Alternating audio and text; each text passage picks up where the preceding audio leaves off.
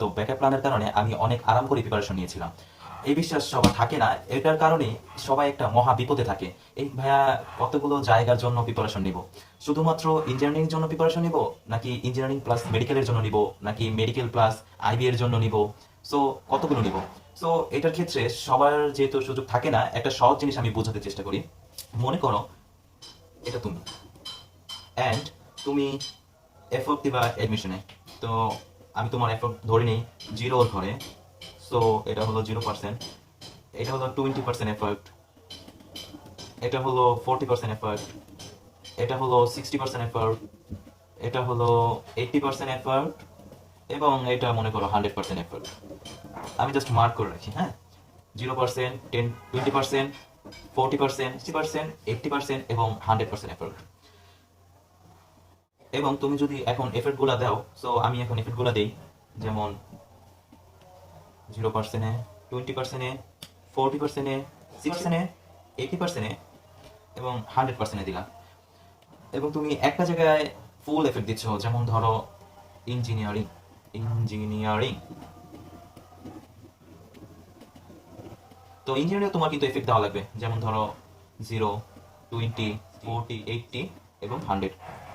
এখন তুমি চিন্তা করবা যে এখন যদি ইঞ্জিনিয়ারিং এ যদি না হয়, তাহলে তো আমার মেডিকেলেও এফেক্ট দেওয়া প্রয়োজন। তো তুমি মেডিকেলে এফেক্ট দিচ্ছ, সো মেডিকেলে এফেক্ট দিচ্ছ। তো এখন তুমি মেডিকেলে এফেক্ট দেওয়ার জন্য 100%। তো তুমি এখন চিন্তা করলা যে তোমার এই এফেক্টগুলো যেগুলো আছে, এগুলো তুমি ইঞ্জিনিয়ারিং দিবা 100%। তো 100% দিচ্ছ। আবার অনেকে বলতেছে যে মেডিকেলে 100% এফেক্ট দিবা।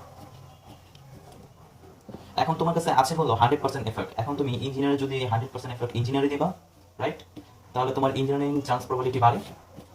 অথবা তুমি মেডিকেলে দিবা, তাহলে তোমার মেডিকেলে চান্স পাওয়ার এবিলিটি বাড়বে। এখন তুমি চিন্তা করলে একটা জায়গায় তো দিলে ঝামেলা, আর তুমি চিন্তা করলে আমি অনেক বেশি এফেক্ট দিব। তো তোমার ধরে নিলাম তোমার এফেক্ট গুলো তোমার জায়গায় আছে। এখন তুমি বললে যে ভাই আমি 100% না, আমি 100 এর বেশি দিব। তো 100 প্লাস 20% আমি দিব। আবার অনেকে বলবো আমি সারাদিন রাত করবো, 140% এফেক্ট দিব। সো আমি স্পেশাল এফেক্ট দিবেন, গোল্ডেন এফেক্ট দিবেন 120%। ভয় আছি ভাইয়া, তো আমি এটাকে ভাগ করে দিব এফেক্টটাকে। তো আমি কিছু অংশে ইঞ্জিনিয়ারিং পাবে, আবার কিছু অংশ মেডিকেল পাবে। এখন তুমি ইঞ্জিনিয়ারিং 80% এফেক্ট দিলা,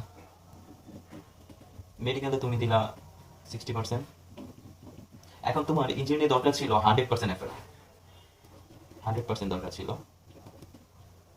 তাহলে অনেকে আছে যারা কিনা 100% এফেক্ট দিবে, 100% এফেক্ট দিবে। তাদের তুলনায় তোমার ইঞ্জিনিয়ারিং এর চান্স পাওয়ার প্রবাবিলিটি অনেক কম। তো তাদের থেকে এতটুকু তুমি কিন্তু পিছিয়ে গেলা ইঞ্জিনিয়ারিং দূর থেকে। আবার তুমি যদি চিন্তা করে দেখো, মেডিকেলে অনেকজন 120% এফেক্ট দিচ্ছে, 140% এফেক্ট দিচ্ছে। তো তাদের তুলনায় কিন্তু অনেক পিছিয়ে আছো, অনেক পিছিয়ে আছো। তো তোমার এফেক্ট গুলা ভাগ করে দেওয়ার ফলে তোমার ইঞ্জিনিয়ারিং চান্স পাওয়ার প্রবাবিলিটি কিন্তু কমে যাচ্ছে, আবার মেডিকেলের চান্স পাওয়ার প্রবাবিলিটি কিন্তু কমে গেছে। ওয়ারএস তুমি যদি পুরো প্রিপারেশনটা, পুরো এফেক্টে যদি ইঞ্জিনিয়ারিং এ দাও 100%, 100%, 120, 140, তো ইঞ্জিনিয়ারিং চান্স প্রবাবিলিটি কিন্তু অনেক বেড়ে যায়, অনেক বেড়ে যাচ্ছে। আর ইঞ্জিনিয়ারে একটা না, ইঞ্জিনিয়ারিং শুধু একটা না, বুয়েট আছে, কুয়েট আছে, সাস্ট আছে, হ্যাঁ, দেন অনেকগুলো অপশন আছে। তো কোনো না কোনোটাতে তোমার হয়ে যাবে। আর তুমি যদি দেখা যায় ভাগ করে দাও, তাহলে এইগুলো হলো না। দেখা যাচ্ছে তুমি ভাগ করে দাও, তাহলে তোমার এইগুলো হলো না, এইগুলো হলো না। এখন তুমি আবার চিন্তা করলে যে ভাই আমি তাহলে আইবি এর জন্য প্রিপারেশন নেই, আমি আইবি তো একটু দিব। তো এখানে দিলাম 20%, 40%, 60%। হ্যাঁ, তো তুমি দিলাম এখান থেকে বলে যে ভাইয়া না আমি এখানে 20%, 40% এখানে দিব। হ্যাঁ, এই যে এইগুলো না করে তুমি যদি এক জায়গায় কনফার্ম করো, তাহলে কিন্তু 100%, 140% যদি দাও, তাহলে কিন্তু চান্স পাওয়ার অ্যাবিলিটি অনেক বেড়ে যায়। আমি ইঞ্জিনিয়ারের কথা বলতেছি না, তুমি চাইলে মেডিকেলে দিতে পারো, আর না হলে আইবি দিতে পারো। তোমার ইচ্ছে মতো তুমি যে কোনোটায় দিতে পারো। তখন তোমার চান্স পাওয়ার অ্যাবিলিটি কিন্তু 100% বেড়ে যাবে এবং তুমি চান্স পাবে নিশ্চিত। আশা করি ভিডিওটা আপনাদের খুব কাজে আসবে। সো চ্যানেলটা ফলো করেন এবং সাবস্ক্রাইব করেন, লাইক করেন, শেয়ার করেন। ধন্যবাদ, ভালো থাকেন।